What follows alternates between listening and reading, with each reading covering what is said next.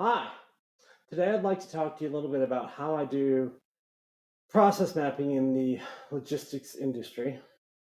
Process mapping is essentially the process of discovering what people do uh, on a daily basis, step by step by step. But in the logistics industry, if I'm doing a digital transformation or placing some software, it's more critical. It's critical to understand what they're doing, why they're doing it, um, and what impact behind this curtain, behind the scenes, it has on things like EDI. Now, this is a little bit more broad because these triggers can exist both in your WMS, um, your warehouse management system, and within your logistics operating system, whether that be something that's in-house developed or an off-the-shelf product. A lot of times you'll find that there's some hidden triggers that are happening um, that we're not necessarily privy to, especially if you have a lot of turnover in your company. Sometimes this information gets lost, and I can't tell you how often that is, but it's pretty often. So, doing process mapping in the logistics industry is incredibly important, and it's very detailed work. But I do it different than many people do. I really do call it kicking over the rocks. I think when I'm starting to do process mapping, I've got to overturn every rock and understand exactly what it is this user is doing. And the thing I count on you, head office, to understand is who to talk to. Now, I like to go on site and do these because it's so important for me to make sure I understand their process. And a lot of times there's a follow up investigation by developers to see if there's any hidden triggers or reasons why they're doing things the way that they're doing. And usually I pick up on those based on my conversations with your coordinators. But the keys, the key here is we've got to know if there's any hidden triggers. And the way I pick up on that is by reading people and understanding the terminology that they're using and um, understanding where that process came from. And sometimes there's a much deeper investigation as to where that process originally came from um, in order to figure out if there's any associated triggers with something. And I'll explain those triggers to you in just a few minutes. So, how do I do process mapping? Well, I get together with the person that headquarters says has been with the company long enough to know what it is that this process is. And they feel confident that they can explain the entire process and train me on it. But my first step is let's get them in a room, and I want to go step by step and record exactly what it is that they do auditorily. So I'll have my phone and I'll have my voice recorder up, and I will be taking notes. Here, step one.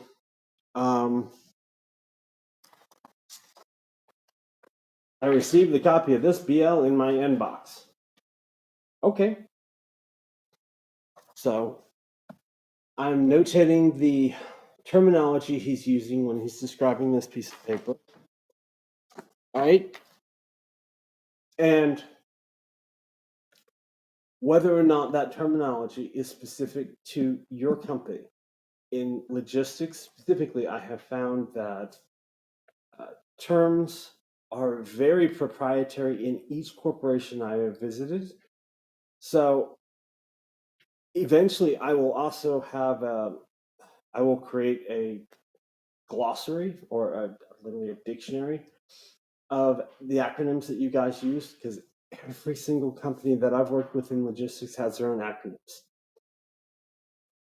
When I've recorded this information, step 1 BL, I'm going to notate, probably underline in my notes the word BL, and I'm going to go back when I'm creating documentation, if I'm doing digital transformation and putting it in new software. I'm going to put, if the terminology is different than the software's terminology for it, I will put it in brackets in their SOPs and in their training material so that they understand exactly what it is I'm referring to. And what you'll do is, over a couple of years, you'll remove that information just so that they are taught on the new terminology, the ones associated with that software program if they're migrating to a new program. Because ideally, you really want to have the terminology match what they see on screen. To me, it's very important because it's easier to teach when we have those types of scenarios. Now, I'm going to sit down there and he's going to go through however many steps. If he's in ocean imports, he's going to say, I've received a pre-alert from my overseas agent. Here you go, that they've got a new shipment coming in. Okay, great. So that's what it is. He either opens a file, does something, we're going to take auditorily, step by step, each one of these steps that he does, write it down, make this list. We're not going to number this list. We might do it like with, something that's erasable. But then after I've completed this mapping auditorily, we will go to his desk and we will follow the process step by step by step. And we'll follow the steps that he outlined, and we're going to see if he's got any missing steps, which you'll pick up on. You will pick up on. He missed a step. We need to renumber, add this in there. But what I find is they don't necessarily use the terminology unless they're separated from their computer or from their process. If they explain it to you verbally, then you'll be able to grab that terminology, and that terminology will usually, not always, be used in most of the offices in the company. And I say not always because you'll have some of these offices that are generally not on the same page, and that can be because of regulations. Truthfully, it's not always a bad thing. It's because the government regulations follow these rules, and these rules are this term within that company or in that country, or sometimes even that company. Sometimes we're dealing with overseas agents that might be working for us, or sometimes they place agents with other companies and they handle specifically that account. So process mapping is very, very, very, very important. And it's important to get it right. And it's important to understand what these people are doing, whether it be WMS or freight forwarding or 3PL, because behind the scenes, there are triggers. And those triggers are EDI triggers. Those triggers are what goes to your customer. EDI is electronic data interchange. But in the world of logistics, it's really customer-facing information. And it's not necessarily in the world of CargoWise or in many of the different programs. EDI is referred to as more the electronic data interchange versus the format. Like CargoWise doesn't use standardized EDI. They use Universal XML, which is a more detailed information. The original 1980s development of EDI was for banking, and then it moved into freight and retail. And it was literally, you had a file and you were trying to send data between banks. And so these were originally comma separated files. There was no real detail, and you had to count the amount of commas you had to determine what information you were trying to extrapolate. So, and the other thing with EDI, the original format, is not all companies follow the same comma logic, and they want it usually customized to add more commas or add more pieces of data. So when I'm talking EDI, it could be the comma separated file, and it could be information going to a customer or coming from a supplier or coming to a customer's customer, for that matter. EDI is critical that when we're doing digital transformation, it's so critical that we make sure we understand what is happening and why it's happening, and if there are outliers for additional clients. So that's another thing that you have to keep in mind, is sometimes software programs are the triggers are built only against certain clients.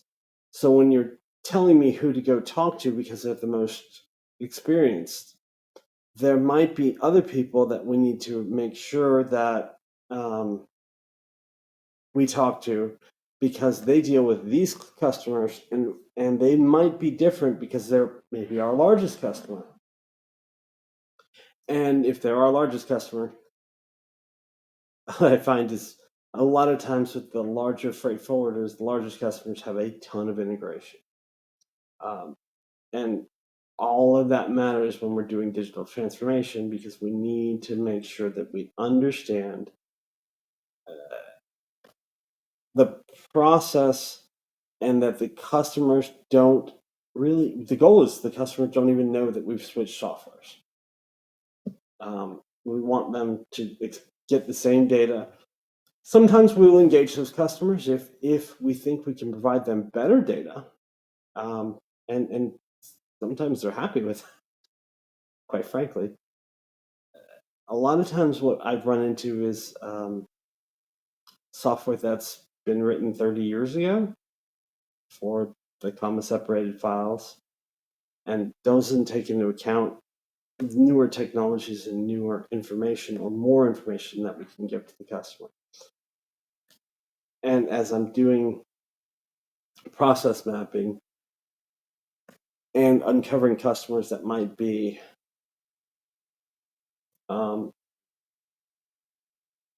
getting a lot of data, we might engage those customers and say, hey, when we do this, when we switch over, we transition, we have the option to give you more information. And a lot of times the customers are really happy, because now they're getting a lot more information, and it's a lot more detailed with the Universal XML, which comparatively can be a real lot of data. So the original EDI files were a few kilobytes. They're really tiny. I've seen EDI files go out to customers that are 20, 30, 50 megabytes. And that's if the customers are wanting to get all of their documents with their data, or if they're doing like PO management, that type of thing, where there's a lot of additional data in the file itself. So newer formats give these customers more data, and a lot of times in a world of analytics and AI, we're needing that data set on the supply chain side. Or on the supply chain side, same thing happens. They want more data, usually, depending on what software they're running. Well, I hope you now understand the way I do data mapping, which is, first I do I listen to what they say, 1 through 100. Then I go sit with them, and then there's an investigation as to why they're doing it this way, and if there's any hidden triggers, and if those triggers apply to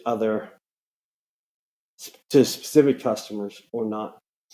Um, and a lot of times we do get developers involved to try and make sure that we match everything as best as we possibly can. Well, I hope you've enjoyed this video and hope you learned a little bit about how I do process mapping.